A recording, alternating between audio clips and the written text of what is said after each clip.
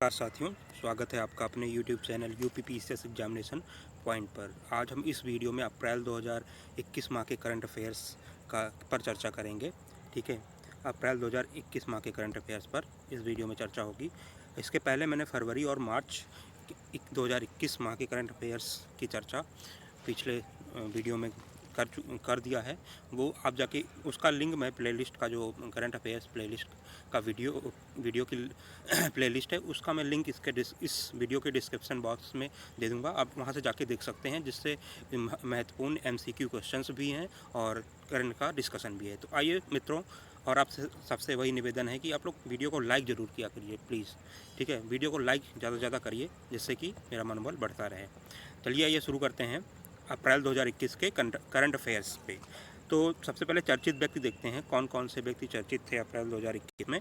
तो पहले नंबर पे हैं सुशील चंद्रा। ठीक है, सुशील चंद्रा हैं, ये भारत के 24वें मुख्य निर्वाचन आयुक्त बने हैं। ठीक है, भारत के मुख्य निर्वाचन आयुक्त कौन से अनुच्छेद के अंतर्गत? संविधान के अनुच्छेद, भारतीय संविधान का अनुच्छेद 324(2) के तहत 324(1) में कहा गया है कि भारत में एक मतलब कि राष्ट्रपति, उपराष्ट्रपति, विधानसभा, लोकसभा का चुनाव के अधीक्षण, नियंत्रण और स्वतंत्र रूप से अधीक्षण, नियंत्रण और संचालन के लिए एक जो है निर्वाचन आयोग स्थापित किया जाएगा, जिसमें जो है एक अभी वर्तमान में क्या है, एक मुख्य चुनाव आयुक्त होता है, दो चुनाव आयुक्त होते हैं। ठीक है, जो मुख्य चुनाव आयुक्त होता है, इसका कार्यकाल जो होता है 6 वर्ष या 65 वर्ष की आयु जो पहले हो जाए उतना उसका कार्यकाल होता है, 6 वर्ष तक, या फिर वो 65 वर्ष की आयु जो पहले हो जाएगा उतने साल तक वो जो है मुख्य चुनाव आयुक्त रहेगा। जो चुनाव आयुक्त और मुख्य चुनाव आयुक्त होते हैं, इनके वेतन, सेवा शर्तें और सारा और शक्ति और कार्य सब जो है बराबर होता है, परंतु जो इनके हटाने का प्रोसीजर होता है, मुख्य चुनाव आयुक्त को उसी विधि से हटाया जा सकता है जिस विधि से सर्वोच्च न्यायालय के न्यायाधीश को हटाया जा सकता है। परंतु जो निर्वाचन आयुक्त होते हैं, उनको जो है मुख्य निर्वाचन आयुक्त की सिफारिश पे राष्ट्रपति द्वारा हटाया जा सकता है। ठीक है, चलिए अगला न्यूज़ देखते हैं। दूसरी न्यूज़ है अप्रैल माह में जो चर्चित व्यक्ति में प्रियंका मोहिते जो हैं, ये विश्व की 10वीं सबसे ऊंची चोटी माउंट अन्नपूर्णा फतेह करने वाली पहली भारतीय बन गई हैं। ठीक है, चलिए आगे बढ़ते हैं। अब निधन, अप्रैल माह में काफ़ी लोगों का निधन हुआ है, क्योंकि कोरोना का जो है पीक था इसमें। ठीक है, तो अब देखते हैं मदावेल्लु नरसिम्हम ये कौन थे? ये RBI के पूर्व गवर्नर थे, जिन्हें father of the Indian banking reform भी कहा जाता है। क्या? Of the Indian banking reform भी कहा जाता है। दूसरा देखते हैं व्यक्ति जिनका निधन हुआ है, तो राजन मिश्र कौन थे? एक शास्त्रीय गायक और हिंदुस्तानी संगीत की ख्याल शैली के जो है गायक थे ये, और ये जो है बनारस घराने के से संबंधित थे। राजन मिश्र कौन से घराने से संबंधित थे? बनारस घराने से। तीसरी न्यूज़ देखते हैं, तो ये शंख घोष हैं। शंख घोष जो है एक कवि और आलोचक थे, जिनका निधन जो है अप्रैल 2021 में हो गया है। चौथी न्यूज़ देखते हैं, नरेंद्र कोहली हैं। नरेंद्र कोहली जो है हिंदी के प्रसिद्ध साहित्यकार और उपन्यासकार थे, जिनका निधन जो है अप्रैल माह में हुआ है। ठीक है, अब पांचवा देखते हैं, पांचवें व्यक्ति रंजीत सिन्हा। इनके बारे में आपने काफ़ी सुना होगा। ये CBI के पूर्व निदेशक रहे थे, जिनका कोविड संक्रमण के कारण निधन हो गया है। फिर छठे व्यक्ति कौन है? तो योगेश प्रवीण जो हैं, ये इतिहासकार थे और अवध क्षेत्र से बिलोंग करते हैं। ये लखनऊ के रहने वाले थे। ठीक है, अब सातवां देखते हैं, सातवें हैं राधे श्याम खेमका जो है, ये गीता प्रेस के जो है अध्यक्ष थे। गीता प्रेस जो है ये गोरखपुर का प्रेस है। ठीक है, गोरखपुर में जो है ये स्थित है गीता प्रेस, उत्तर प्रदेश में। तो ये महत्वपूर्ण हो जाता है। राधे श्याम खेमका जो है गीता प्रेस के अध्यक्ष थे, जिनका भी हाल में अप्रैल माह में निधन हो गया है। आइए देखते हैं पुरस्कार कौन कौन से अप्रैल माह में दिए गए थे। तो पहला पुरस्कार जो कि बहुत ही चर्चित है फिल्मी जगत में, वो है 93rd ऑस्कर पुरस्कार, जिसे एकेडमी पुरस्कार भी कहते हैं। ठीक है, एकेडमी पुरस्कार भी कहते हैं। एकेडमी पुरस्कार, सॉरी एक मिनट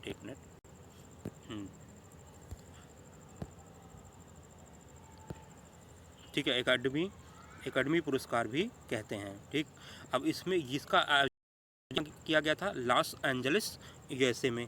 अब सर्वाधिक पुरस्कार किसने जीता है? कौन फिल्म को सर्वाधिक पुरस्कार मिला है, सर्वाधिक पुरस्कार, तो नो मैन लैंड जो है ये अमेरिकी ड्रामा है एक, उसको जो है सर्वाधिक पुरस्कार मिला है। ठीक है साथियों।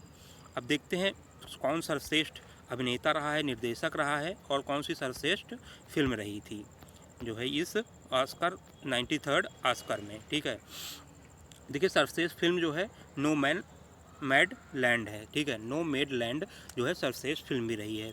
निर्देशक कौन है, सर्वश्रेष्ठ निर्देशक का खिताब किसे मिला है, क्लो झाओ को जो है नो मैड लैंड के लिए क्लो झाओ को सर्वश्रेष्ठ निर्देशक का पुरस्कार दिया गया है। सर्वश्रेष्ठ निर्देशक का पुरस्कार जीतने वाली ये एक दूसरी जो है महिला हो गई हैं, विश्व मतलब ये जो ऑस्कर पुरस्कार में सर्वश्रेष्ठ जो निर्देशक का पुरस्कार जीतने वाली दूसरी महिला हो गई हैं, और पहली एशियाई महिला पहली हुई हैं। ठीक है, और भानु अथैया भारत में फर्स्ट ऑस्कर पुरस्कार जीतने वाली जो है ये कॉस्ट्यूम डिजाइनर को स्मृति खंड से सम्मानित किया गया है इस जो है ऑस्कर में। ठीक है, सर्वश्रेष्ठ अभिनेत्री कौन है ऑस्कर 93 ऑस्कर पुरस्कार की, तो ये है फ्रांसिस मकडरमंड। ठीक है, मकडरमंड जो है नो मैडलैंड की जो है अभिनेत्री हैं, इन्हें सर्वश्रेष्ठ अभिनेत्री का खिताब दिया गया है। सर्वश्रेष्ठ अभिनेता कौन है, तो एंथनी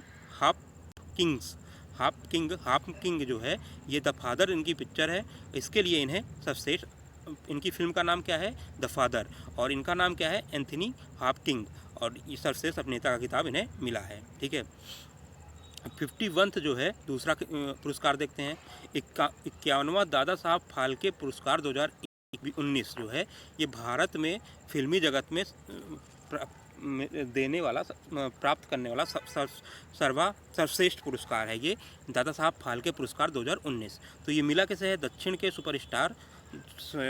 सिनेमा के सुपरस्टार रजनीकांत को। इनकी पहली फिल्म थी अपूर्वा रागगल। ठीक है, रागगल जो है इनकी पहली फिल्म थी। 1969 में दादा साहब फाल्के पुरस्कार की स्थापना को स्थापित किया गया था, और ये बताया था ना मैंने, भारत में जो है फिल्मी जगत का सर्वश्रेष्ठ सम्मान है, और पहला पुरस्कार जो 1969 में दिया गया था वो देविका रानी जी को दिया गया था। चलिए तीसरा पुरस्कार देखते हैं। तीसरा पुरस्कार है नेल्सन मंडेला विश्व मानवतावादी पुरस्कार 2021।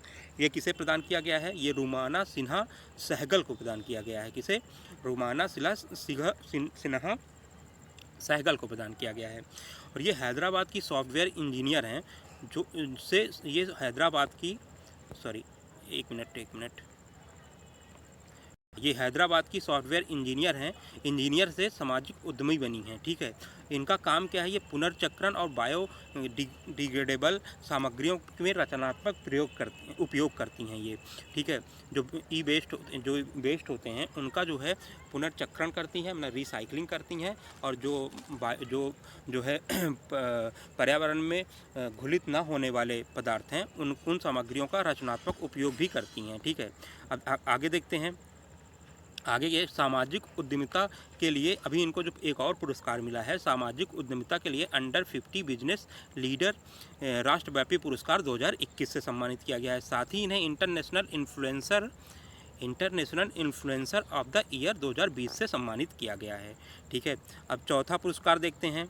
तो चौथा पुरस्कार जो है ये वाइल्ड इनोवेटर अवार्ड 2021 के संबंध में है। ये किसे मिला है, डॉक्टर कृति के कारंथ को। ठीक है, कारंथ को ये मिला है, जो एक वैज्ञानिक हैं, और ये भारत की पहली भारतीय और पहली एशियाई महिला हैं जिन्हें वर्ल्ड इनोवेटर अवार्ड से सम्मानित किया गया है। और ये centre of wild life studies संरक्षक हैं, जो कि बेंगलुरु में स्थित है। ठीक है, और ये वाइल्ड इनोवेटर अवार्ड 2021 प्राप्त करने वाली डॉक्टर कृति के कारंथ जो है पहली भारतीय के साथ साथ एशियाई जो है महिला वैज्ञानिक हैं। ठीक है साथियों, चलिए आगे देखते हैं।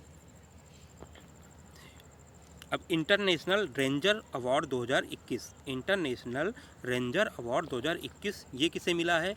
ये दो लोगों को मिला है साथियों। पहला मिला है सुंदरम सतीश जी को, ठीक है, सुंदरम सतीश जी को, जो कि तमिलनाडु के से हैं। और ये मन्नार मरीन नेशनल पार्क जो कच्छ की खाड़ी में है, उसमें उसके लिए कार्यों के लिए इनको मिला है। दूसरे हैं महेंद्र गिरी जी को, ठीक है, ये राजा जी जो टाइगर रिजर्व है उत्तराखंड में, उसके रेंज अधिकारी हैं, ठीक है। आगे देखते हैं छठा पुरस्कार। छठा पुरस्कार जो है 74th बाफ्टा जो है पुरस्कार, जो ब्रिटेन का सर्वश्रेष्ठ फिल्म पुरस्कार है, वो जो है, जो हमने अभी पढ़ा था ऑस्कर पुरस्कार, उसमें जो है सर्वश्रेष्ठ फिल्म, सर्वश्रेष्ठ अभिनेत्री, सर्वश्रेष्ठ निर्देशक, सर्वश्रेष्ठ अभिनेता को जो पुरस्कार मिला है, सेम ही जो है बाफ्टा पुरस्कार में भी मिला है। तो इसको याद करने की जरूरत नहीं है, आप एक ही याद कर लो केवल, जो ऑस्कर पुरस्कार है उससे भी ये हो जाएगा। वैसे इससे क्वेश्चन आते बहुत कम हैं, ठीक है। सातवां क्वेश्चन देखते हैं। तो सातवां जो है पुरस्कार देखते हैं, कलिंग रत्न पुरस्कार 2021, ठीक है। कलिंग रत्न पुरस्कार 2021 जो है विश्व भूषण हरिचंद्र जी को मिला है, जो कि कौन है? ये आंध्र प्रदेश के राज्यपाल हैं, ठीक है। कलिंग रत्न पुरस्कार किसको मिला है? विश्वभूषण हरिचंद्र, जो कि आंध्र प्रदेश के राज्यपाल हैं। अब देखते हैं अभियान, सम्मेलन और सैन्य अभियान कौन कौन से हैं। तो पहला सैन्य अभियान है, देखिए, वरुण 2021, वरुण 2021 जो है भारत और फ्रांस की नौसेना के बीच अरब सागर में आयोजित किया गया। कहाँ आयोजित किया गया है? अरब सागर में। और वरुण किन किन देशों के मध्य होता है? भारत और फ्रांस की नौसेना के मध्य होता है, ठीक है। अब दूसरा देखते हैं, दूसरा जो सैन्य अभ्यास है खंजर सैन्य अभ्यास जो है भारत और किर्गिस्तान के बीच आतंकवाद विरोधी गतिविधियों पर केंद्रित सैन्य अभ्यास है। ये कहाँ हुआ था? बिश्केक, जो कि किर्गिस्तान की राजधानी है, जो क्या है? किर्गिस्तान की राजधानी है। और ये 2001 से इसका जो है आयोजन किया जा रहा है, ठीक है साथियों। खंजर जो है भारत और किर्गिस्तान के बीच आतंकवादी विरोधी गतिविधियों पर केंद्रित सैन्य अभ्यास है, जो बिश्केक किर्गिस्तान की जो राजधानी है वहाँ पे आयोजित किया गया था, और 2011 से इसका आयोजन किया जा रहा है। तीसरी न्यूज़ देखते हैं।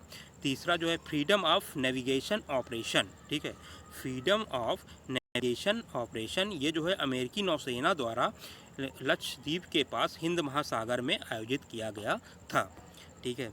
अब चौथी न्यूज़ देखते हैं। चौथा जो है सैन्य अभ्यास क्या था? तो ब्रज प्रहार 2021। अब ये जो सैन्य अभ्यास हैं, ये महत्वपूर्ण हैं आपकी आने वाली परीक्षा, चाहे PCS हो, चाहे RO हो, किसी परीक्षा में ये पूछे जा सकते हैं, चाहे UPSI हो या और भी जो परीक्षाएं हैं, ठीक है साथियों। तो देखिए, भारत और USA के बीच जो है ब्रज प्रहार 2021 का आयोजन किया गया था। और भारत और USA के बीच और कौन से युद्ध अभ्यास होते हैं? एक युद्ध अभ्यास नाम का ही जो है सैन्य अभ्यास होता है भारत और USA, मतलब अमेरिका के बीच, मतलब संयुक्त राज्य अमेरिका के बीच। अब विशेष बलों का 11वां संस्करण था ये, जो कि लोह हिमाचल प्रदेश में आयोजित हुआ है। अगला देखते हैं, पांचवा, संतीर अग्रसेना 2021। संतीर अग्रसेना 2021 जो है ये बांग्लादेश में बहुराष्ट्रीय सैन्य अभ्यास था। बांग्लादेश में जो बहुराष्ट्रीय सैन्य अभ्यास आयोजित किया गया है उसका नाम क्या है? संतीर अग्रसेना। अब छठा जो है देखते हैं न्यूज़। अब छठा क्या है? बहुपक्षीय सामुद्रिक अभ्यास। बहुपक्षीय मतलब बहुत सारे पक्ष होंगे, जहाँ बहुत सारे देश जिस अभ्यास में भाग लेंगे, सामुद्रिक अभ्यास में, उसे बहुपक्षीय सामुद्रिक अभ्यास कहते हैं। और इसका नाम है ला पेरौस, ठीक है, ला पेरौस। जिसमें जो है भारत की INS सतपुरा, ठीक है, Satpura, P-81 long range maritime petrol aircraft INS Kiltan ने पहली बार भाग लिया था। इसमें भारत के साथ साथ फ्रांस, ऑस्ट्रेलिया, जापान, USA की नेवियों ने हिस्सा लिया था। 2019 में का पहला संस्करण आयोजित किया गया था। और ये जो है बहुपक्षीय सामुद्रिक अभ्यास ला पेरौस, ठीक है, ये जो है इसमें कौन कौन से देश शामिल हुए थे? भारत, फ्रांस, ऑस्ट्रेलिया, जापान, संयुक्त राज्य अमेरिका की नेवी ने हिस्सा लिया था। और भारत की INS सतपुरा और INS किल्टन ने इसमें हिस्सा लिया था, ठीक है दोस्तों। चलिए अब आगे चलते हैं अगली न्यूज़ की, ठीक है। तो अगली न्यूज़ है आपकी, हाँ देखिए, होम्योपैथी डे मनाया गया है। ठीक है। 10 अप्रैल को जो है विश्व होम्योपैथी दिवस के रूप में मनाया जाता है। 10 अप्रैल जो है विश्व होम्योपैथी दिवस के रूप में मनाया जाता है।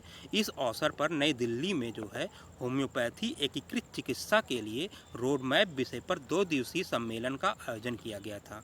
किस क्या हुआ था? 10 दिसंबर को विश्व होम्योपैथी दिवस के रूप में मनाया जाता है। इस अवसर पर नई दिल्ली में होम्योपैथी एकीकृत चिकित्सा के लिए रोड मैप विषय पर 2 दिवसीय सम्मेलन आयोजित किया गया था। अब आइए देखते हैं ऐप, वेब पोर्टल और संधि। तो सबसे पहला ऐप जो है वो है मानस ऐप, ठीक है। ये क्या है? ये सभी आयु समूह की देखभाल के लिए इस ऐप को लॉन्च किया गया है। इस ऐप का उद्देश्य क्या है कि मानसिक स्वास्थ्य और सामान्य स्वास्थ्य प्रणाली को जो है बेहतर बनाने के लिए मानस ऐप को लॉन्च किया गया है। मेनली क्या है कि कोविड-19 के संक्रमण बढ़ने के कारण जो मानसिक स्वास्थ्य की समस्याएं थी वह जो है लोगों में ज़्यादा बढ़ती हुई देखी जा रही है। तो उसमें उस मानसिक स्वास्थ्य में सकारात्मक परिवर्तन करने और लोगों को अवसाद से बचाने के लिए मानस ऐप जो है किसने सीडैक, एएफएमसी और निहमास नामक जो है जो कंपनी है उसने शुरू किया है। ये जो है 15 से 35 वर्ष के लोगों में सकारात्मक मानसिक स्वास्थ्य को बढ़ावा देने का कार्य करेगी, ठीक है। अगला पोर्टल देखते हैं मधु क्रांति, ठीक है। जैसा कि नाम से प्रतीत हो रहा है मधु क्रांति, तो मधु जो है मधु से मधुमक्खियों से उत्पाद मिलता है, शहद जो है उसी से संबंधित होगा। तो ये नेफ्रेड द्वारा शुरू किया गया है, जो कि जो है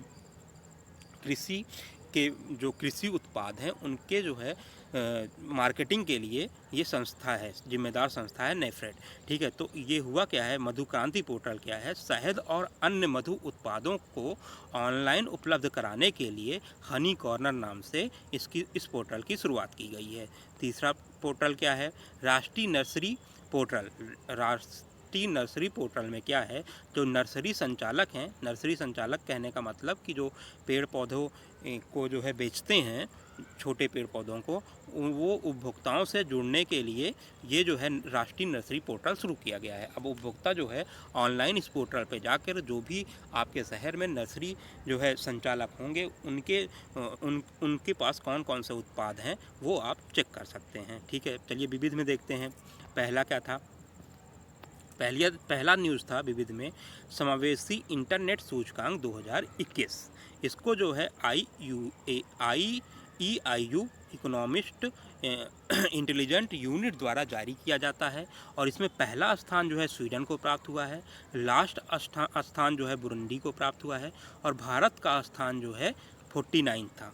कौन सा सूचकांक है ये? समावेशी इंटरनेट सूचकांक 2021, जिसे जो है EIU ने जारी किया है और इसमें पहला स्थान स्वीडन को है और 49वां स्थान भारत को है। अब फिर देखते हैं दूसरी न्यूज़। 2023 को जो है अंतर्राष्ट्रीय मोटा अनाज वर्ष के रूप में मनाने के लिए संयुक्त राष्ट्र ने सहमति दे दी है, ठीक है। चलिए अब तीसरा देखते हैं विविध का क्वेश्चन जो है, तीसरी न्यूज़ देखते हैं विविध में। फोर्ब्स ने 35वें वार्षिक दुनिया के अरबपतियों की सूची जारी की है, ठीक है। 35वें वार्षिक दुनिया के अरबपतियों की सूची जारी की है। अब अरबपतियों की संख्या के हिसाब से देखें तो सबसे ज़्यादा अरबपति जो है अमेरिका में है, उसके बाद चीन में है, उसके बाद भारत में है। तीसरे नंबर पे सबसे ज़्यादा अरबपति भारत में है, जो कि 140 व्यक्ति जो हैं भारत में अरबपति हैं। टोटल जो विश्व में हैं वो 2755 अरबपति हैं। RO 2017 का जो प्रीलिम्स परीक्षा थी उसमें जो है इस टॉपिक से क्वेश्चन पूछा गया था और जो है तब ये करंट में चर्चा में था। उसमें वो पूछा था कि जो है टोटल शायद पूछा था अरबपतियों की संख्या, दो स्टेटमेंट दिया था और एक में कहा था कि भारत में अरबपतियों की संख्या इतनी है और टोटल विश्व में अरबपति की संख्या इतनी है और मतलब विश्व में सबसे अमीर कौन व्यक्ति है, ये 3 पूछा था, उस 3 ऑप्शन दिए थे, ठीक है। तो ऐसे क्वेश्चन बन सकते हैं। अब इनकी जो कुल संपत्ति है वो 13.1 ट्रिलियन जो है डॉलर है। अब इसमें जो है शीर्ष पे आपके थे, देखिए जो ये रिपोर्ट जारी किया गया है इसमें शीर्ष पे विश्व के सबसे अमीर व्यक्ति इस समय हैं जेफ बेजोस, जो कि अमेजन के CEO हैं। दूसरे नंबर पे हैं एलन मस्क, जो कि स्पेसएक्स कंपनी जो है अंतरिक्ष अंतरिक्ष विज्ञान से संबंधित कंपनी है, उसके जो है ये सीईओ हैं एलन मस्क। और विश्व में 10वें नंबर पे हैं अपने मुकेश अंबानी। ठीक है, इनकी जो संपत्ति है 84.5 बिलियन डॉलर है और ये एशिया के सबसे अमीर व्यक्ति बन गए हैं। ना सिर्फ भारत के सबसे अमीर, बल्कि ये एशिया के सबसे अमीर व्यक्ति कौन बन गए हैं?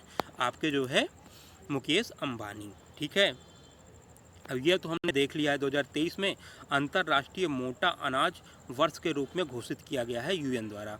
अब देखिए 2016 से 2025 के बीच में UN decade of the action of nutrition, ठीक है, इस रूप में घोषित किया गया है। क्वेश्चन इससे भी बन सकता है कि जो 2016 से 25 का जो है दशक है ये किस रूप में घोषित किया गया है, तो आप इसे याद रख लीजिए।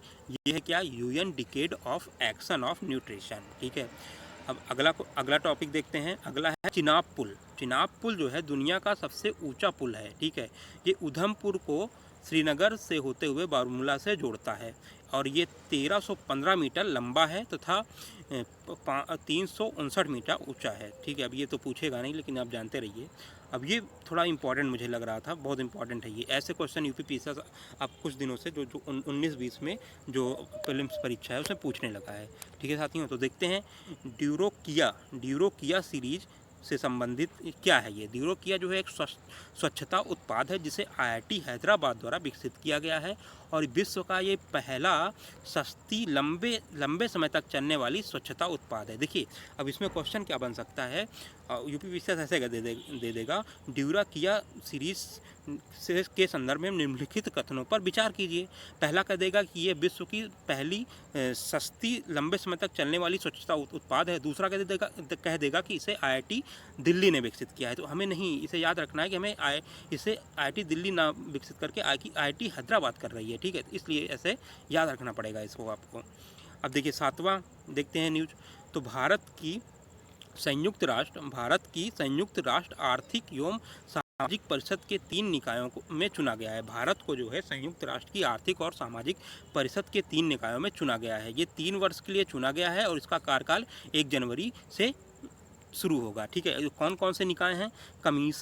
Commission on the crime prevention and criminal justice पहला हो गया। दूसरा क्या है? दूसरा है executive board of the UN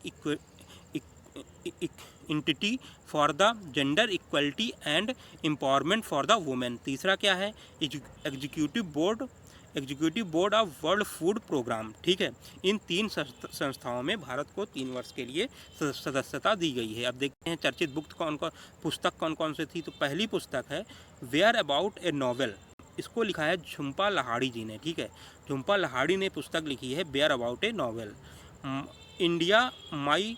India and my mind. ठीक है, इंडिया एंड माई माइंड जो है ये लिखा है उदय बालाकृष्णन ने। फिर तीसरा देखिए मी एंड माँ जो है ये दिव्या दत्त ने लिखा है। ठीक है, फिर चौथी है bringing government and people closer, ये लिखा है, इस पुस्तक को लिखा है डॉक्टर एम रामाचंद्रन ने। ठीक है, डॉक्टर किसने लिखा था? एम रामाचंद्रन ने। ठीक है साथियों, चलिए आगे देखते हैं। अब चर्चित दिवस हैं। ठीक है, तो चर्चित दिवस के बारे में चर्चा करते हैं। अप्रैल में जो चर्चित दिवस थे, देखिए 2 अप्रैल को विश्व ऑटिज्म जागरूकता दिवस मनाया जाता है। 7 अप्रैल को विश्व स्वास्थ्य दिवस, ये तो सबको याद ही होता है, आप याद कर लीजिए। इसकी थीम भी महत्वपूर्ण है। 7 अप्रैल को विश्व स्वास्थ्य दिवस मनाया जाता है जिसकी थीम है building A fairer and healthier world. Building A fairer and healthier world जो है 7 अप्रैल को मनाया जाता है।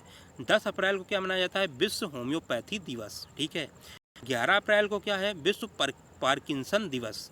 ठीक है, 18 अप्रैल को क्या है? विश्व विरासत दिवस। 18 अप्रैल को विश्व विरासत दिवस मनाया जाता है जिसकी थीम है complex parts and diverse futures. Complex parts and diverse future जो है ये 18 अप्रैल विश्व विरासत दिवस के 18 अप्रैल को विश्व विरासत दिवस के रूप में मनाया जाता है जिसकी थीम है कॉम्प्लेक्स पार्ट्स डाइवर्स फ्यूचर। 21 अप्रैल को सिविल सर्विसेज डे जिसकी आप तैयारी कर रहे हैं उसका जो है दिवस 21 अप्रैल को मनाया जाता है। ठीक है, अब 22 अप्रैल को ये भी बहुत महत्वपूर्ण है भाई। ठीक है, इसको भी याद कर लीजिएगा। देखिए 22 अप्रैल को पृथ्वी दिवस मनाया जाता है, विश्व पृथ्वी दिवस, ठीक है। इसकी थीम थी रीस्टोर अवर अर्थ, रीस्टोर अवर अर्थ इसकी थीम थी, और ये 22 अप्रैल को मनाया जाता है। 25 अप्रैल को विश्व मलेरिया दिवस, अब इसको भी हमें याद कर लेना है, ठीक है। तो इसकी थीम क्या है, reaching the zero malaria target. अब भारत जो है 2025 तक मलेरिया के उन्मूलन के लिए 2025 तक का टारगेट रखा है कि हम जो है भारत से मलेरिया को ख़त्म कर देंगे, ठीक है। 26 अप्रैल को क्या मनाया जाता है, विश्व बौद्धिक संपदा दिवस, ठीक है। फिर 19 अप्रैल को क्या मनाया जाता है, विश्व लीवर डे, मतलब या विश्व यकृत दिवस। खेल से देखते हैं कौन कौन से न्यूज़ चर्चा में थे अप्रैल माह में। अब विजडन जो एक वो है मैगजीन है, उसने 2010 के दशक के एक दिवसीय सर्वश्रेष्ठ क्रिकेटर के रूप में विराट कोहली को चुना है, ठीक है। बेन स्टोक जो कि ऑलराउंडर हैं इंग्लैंड के, उन्हें विश्व के विजडन में अग्रणी क्रिकेटर ऑफ द ईयर के लिए चुना गया है। बेथ मूनी जो कि ऑस्ट्रेलिया की जो है वुमेन क्रिकेटर हैं, इन्हें 2020 में क्रिकेट की अग्रणी महिला क्रिकेटर चुना गया है। किरोन पोलार्ड जो हैं, ये विश्व के अग्रणी T20 क्रिकेटर चुने गए हैं। किरोन पोलार्ड ही वो क्रिकेटर हैं अभी हाल में श्रीलंका के खिलाफ इन्होंने एक ओवर में 6 छक्के का रिकॉर्ड बनाने वाले ये तीसरे अंतर्राष्ट्रीय खिलाड़ी हो गए हैं। इसके पहले हर्षल गिब्स ने और अपने युवराज सिंह ने ये कारनामा किया था T20 ही। हर्षल गिब्स ने तो वनडे में किया था, लेकिन युवराज सिंह ने T20 में किया था, ठीक है। T20 2011 के विश्व कप में इंग्लैंड के खिलाफ ही किया था। अब देखिए दूसरी न्यूज़ देखते हैं। भुवनेश्वर कुमार जो है ये मार्च 2021 के लिए ICC player of the month चुने गए हैं, ठीक है। और ICC प्लेयर ऑफ द जनवरी से ये शुरू हुआ है। ICC player of the month जनवरी मिला है ऋषभ पंत को, ICC player of the month फरवरी मिला है आपके आर अश्विन को, और मार्च मिल गया है भुवनेश्वर कुमार को, ठीक है। और लीजेन ली जो है साउथ अफ्रीका की हैं, इन्हें ICC women player of the month का खिताब दिया गया है, ठीक है साथियों। चलिए आगे बढ़ते हैं। अब दुती चंद जो कि धावक हैं, ये छत्तीसगढ़ की धावक हैं, तो इन्हें छत्तीसगढ़ ईरानी पुरस्कार से सम्मानित किया गया है। जो ये क्या है, 100 मीटर 200 मीटर की जकार्ता में जो एशियाई खेल हुए थे उसमें रजत पदक विजेता थी। जिसके उपलक्ष्य में इन्हें सम्मानित किया गया है छत्तीसगढ़ सरकार द्वारा, ठीक है। अब विविध में देखते हैं। बाली काटन युद्धाभ्यास 2021, ठीक है। बाली काटन युद्धाभ्यास 2021 ये दक्षिण चीन सागर में फिलीपींस के सशस्त्र बलों का USA की सेना के बीच अभ्यास था। बाली काटन युद्धाभ्यास क्या है कि दक्षिण चीन सागर को लेकर चाइना बहुत ही आक्रामक नीति अपनाता है, जिससे लेकर पड़ोसियों में हमेशा जो है डर की भावना रहती है। तो वहाँ पे USA अपनी प्रेजेंस हमेशा दिखाता रहता है। तो यही इसी क्रम में USA ने क्या किया है कि फिलीपींस है उसके जो है सशस्त्र बलों को USA की सेना के बीच अभ्यास जो हुआ है दक्षिण चीन सागर में, उसी का नाम बाली काटन युद्धाभ्यास 2021 रखा गया है। अनामय योजना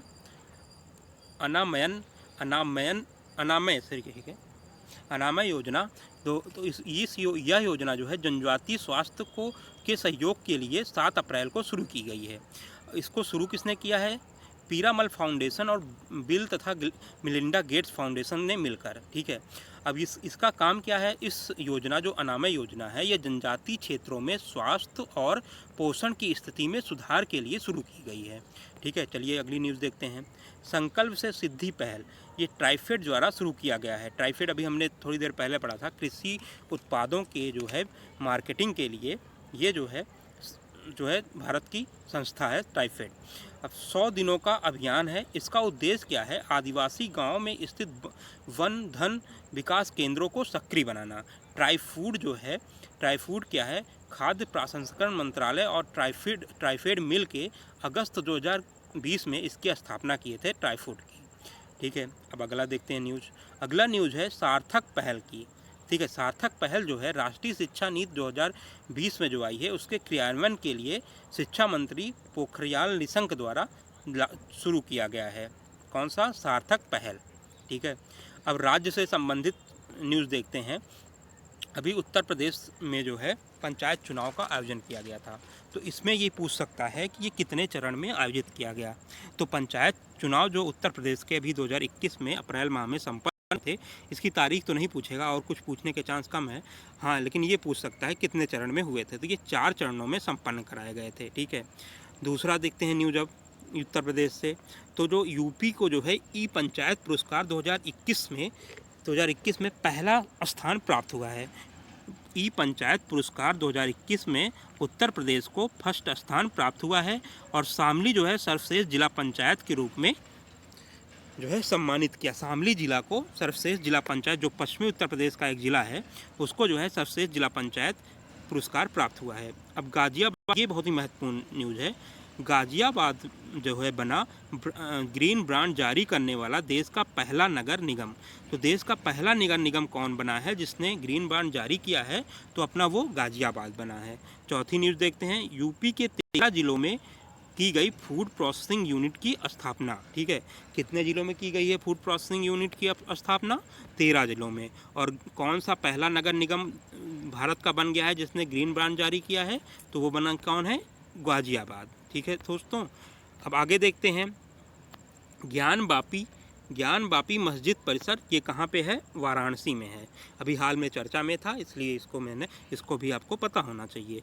अब श्रुति देखिए, ये कौन है? श्रुति जो है गोरखपुर की युवा वैज्ञानिक हैं। ठीक है, गोरखपुर की युवा वैज्ञानिक है जिन्हें फोर्ब्स ने, जो यूएसए की पत्रिका है, उसने एशिया की सर्वश्रेष्ठ युवा वैज्ञानिक के रूप में नामित किया है। तो इसलिए ये चर्चा में है। श्रुति जो है एशिया की सबसे युवा वैज्ञानिक के रूप में फोर्ब्स ने इनको नामित किया है और ये कहाँ की हैं? गोरखपुर की हैं। हमीरपुर यूपी में जो है अभी हमीरपुर जो यूपी का एक ज़िला है, वहाँ पे 6 साल पुरानी सभ्यता के अवशेष प्राप्त हुए हैं। ठीक है, अब देखते हैं सातवीं न्यूज़ उत्तर प्रदेश से जो फेमस है, अप्रैल माह में चर्चित थी। संजय श्रीनेत जो है उत्तर प्रदेश लोक सेवा आयोग के नए चेयरमैन बनाए गए हैं। इसके पहले जो थे प्रभात कुमार जी, उनका जो है रिटायरमेंट अब 16 अप्रैल को हो गया है। अब नए चेयरमैन आ गए हैं संजय श्रीनेत, जिनसे छात्रों को बहुत ज़्यादा उम्मीद और अपेक्षाएं हैं। ठीक है, संजय श्रीनेत अब जो ये उत्तर प्रदेश लोक सेवा आयोग का चेयरमैन होता है, इसकी नियुक्त जो है राज्यपाल द्वारा की जाती है, लेकिन इनको हटाने का जो है अधिकार, बर्खास्त करने का अधिकार, वो जो है राष्ट्रपति के पास होता है। ठीक है, राष्ट्रपति जो है सर्वोच्च न्यायालय को इनके अगर ये कदाचार या असमर्थता के आधार पर सर्वोच्च न्यायालय को जांच सौंपता है। अगर सर्वोच्च न्यायालय ये सिफारिश करता है कि इन्हें हटाना है, तो राष्ट्रपति उन्हें हटाने के लिए बाध्य है। ठीक है, अब देखते हैं 8वीं न्यूज़ क्या है। अनूठी उपहार योजना, जो कोरोना टीकाकरण को बढ़ावा देने के लिए उत्तर प्रदेश ने ये जो है योजना शुरू की थी। इस योजना के तहत दोनों खुराक ले चुके लाभार्थियों के लिए ये योजना उत्तर प्रदेश सरकार ने शुरू की थी। अब लखीमपुर में, ये न्यूज़ ज़्यादा इंपॉर्टेंट नहीं है, फिर भी आप ध्यान रखिएगा। गोला में बनाकर सबसे लंबे कवि सम्मेलन और मुशायरे का विश्व रिकॉर्ड बनाया गया है।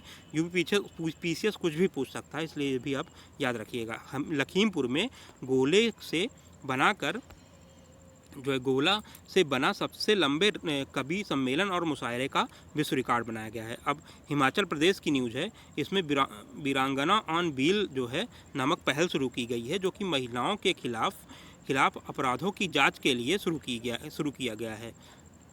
ठीक है, किसके लिए शुरू किया गया है? महिलाओं के खिलाफ अपराधों की जांच के लिए वीरांगना ऑन व्हील शुरू किया गया है। आंध्र प्रदेश से अगली न्यूज़ है। ठीक है साथियों, देखिए आंध्र प्रदेश से अगली न्यूज़ है। आंध्र प्रदेश में गणप्पा विद्या दिवेना योजना, जो कि उच्च शिक्षा प्राप्त छात्रों पर केंद्रित है, ये आंध्र प्रदेश में शुरू किया गया है। ठीक है, आगे बढ़ते हैं।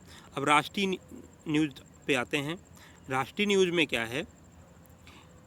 राष्ट्रीय घटनाओं में सबसे पहले जो है 4 राज्यों और एक केंद्र शासित प्रदेश में विधानसभा चुनाव हुए थे। तो उनमें देखते हैं क्या हुआ था। तो सबसे पहले वेस्ट बंगाल में चुनाव हुआ था। वेस्ट बंगाल, तमिलनाडु, केरल, असम, पुडुचेरी में विधानसभा चुनाव हुए थे अप्रैल 2021 माह में। तो जो विधानसभा में पश्चिम बंगाल में जो है 8 चरणों में चुनाव हुआ था। वहाँ पे 294 विधानसभा सीटें हैं और 2 सीटों पर जो है वहाँ के जो उम्मीदवार थे उनकी मृत्यु हो गई थी, जिससे यहाँ पे चुनाव नहीं हुए थे। तो 292 पे चुनाव हुए थे, जिसमें जो है जो ऑल इंडिया तृणमूल कांग्रेस है, जिस ये ममता बनर्जी जी की पार्टी, ये जो है पूर्ण बहुमत में आई थी और ममता बनर्जी वहाँ की सीएम बनी थी। हाँ, एक चर्चा का विषय ज़रूर था कि ममता बनर्जी अपना खुद का चुनाव वहाँ के जो है खुद का चुनाव हार गई थी। ठीक है, अब तमिलनाडु का देखते हैं।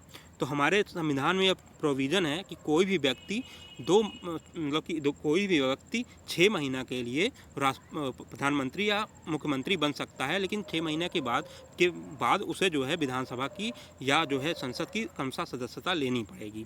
ठीक है, तमिलनाडु में एक चरण में चुनाव हुए थे। यहाँ 234 विधानसभा सीट हैं और डीएमके जो है ने 133 सीट जीता था। डीएमके के जो प्रमुख थे स्टालिन, वो वहाँ के चीफ मिनिस्टर बने हैं। ठीक है, अब केरल में देखते हैं। केरल में 140 विधानसभा थी, एक चरण में चुनाव हुआ था। ठीक है, एक चरण में चुनाव हुआ था और जो सीपीआईएम है, कम्युनिस्ट पार्टी जो है वहाँ की, जिसके जो है पिनराई विजयन जो वर्तमान में वहाँ के चीफ मिनिस्टर भी थे, वो दूसरी बार जो है चीफ मिनिस्टर बने हैं 62 सीट जीतकर। असम की बात करते हैं।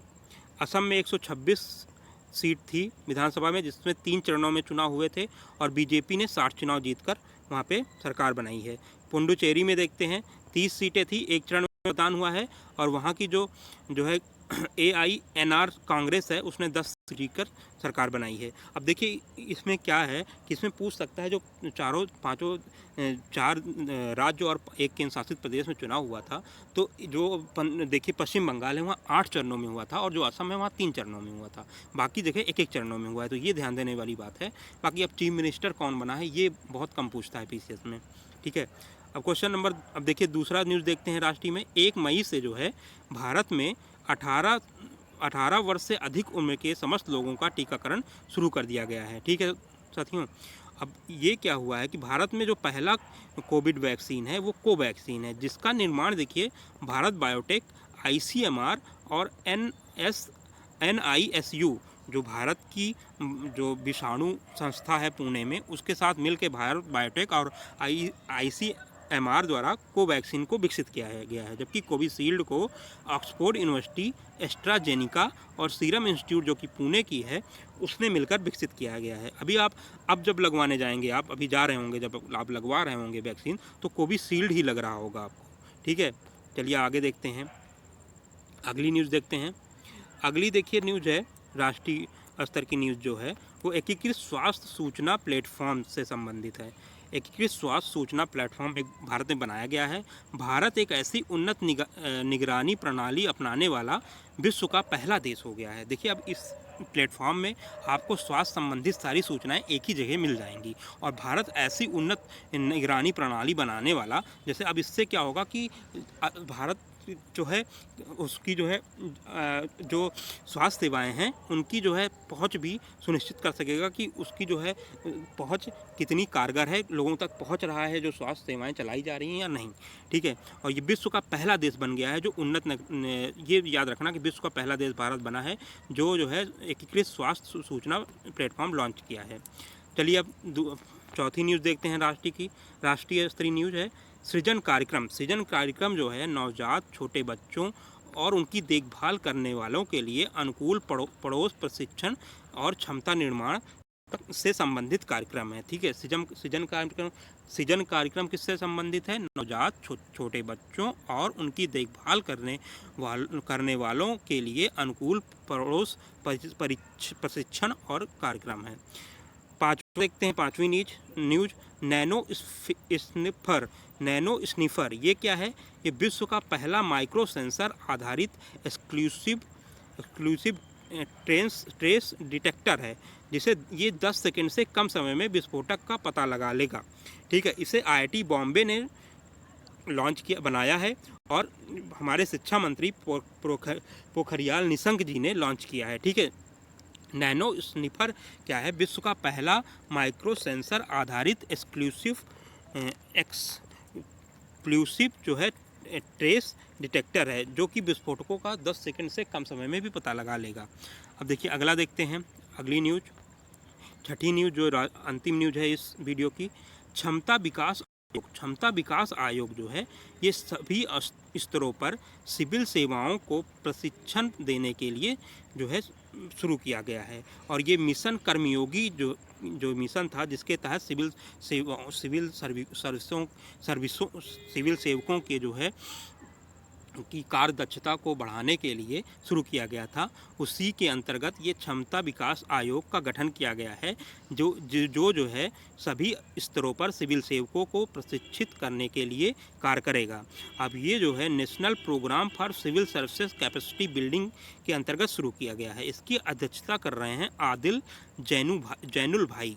आदिल जैनुल भाई जो है इस क्षमता विकास आयोग की अध्यक्षता कर रहे हैं और ये मिशन कर्मयोगी के से स्टार्ट किया गया है। ठीक है साथियों, इसी के साथ ये अप्रैल 2021 माह का करंट अफेयर्स का पहला वीडियो जो है यहीं ख़त्म होता है। अभी एक वीडियो और आएगा, ठीक है। और मैं जो ये वीडियो लाता हूँ इसमें आप देखिए कई मैगज़ीन और जो है यूट्यूब वीडियोस तथा जो मॉक टेस्ट आते हैं मार्केट में विभिन्न कोचिंग संस्थानों के, उनमें जो क्वेश्चन होते हैं उनका मैं नोट्स बनाता हूं, फिर लाता हूं, फिर जो मैं क्वेश्चन फ्रेम करता हूं और उसके जो है एमसीक्यूज क्वेश्चन डालता हूं जो कि परीक्षा दृष्टिकोण से उपयोगी है। तो आप लोगों ज़रूर जो है इस वीडियो को देखिए और मैं पूरा उम्मीद के साथ कह सकता हूं कि अगर आपने इन वीडियो को देखकर अच्छे से नोट कर लिया है, बार बार इसको देख रहे हैं, तो परीक्षा में आप जो है करंट अफेयर्स में बिल्कुल भी परेशान नहीं होंगे। ठीक है साथियों, और आपसे उम्मीद है कि आप इस वीडियो को लाइक करेंगे और वीडियो को शेयर करेंगे तथा चैनल को सब्सक्राइब करेंगे। धन्यवाद।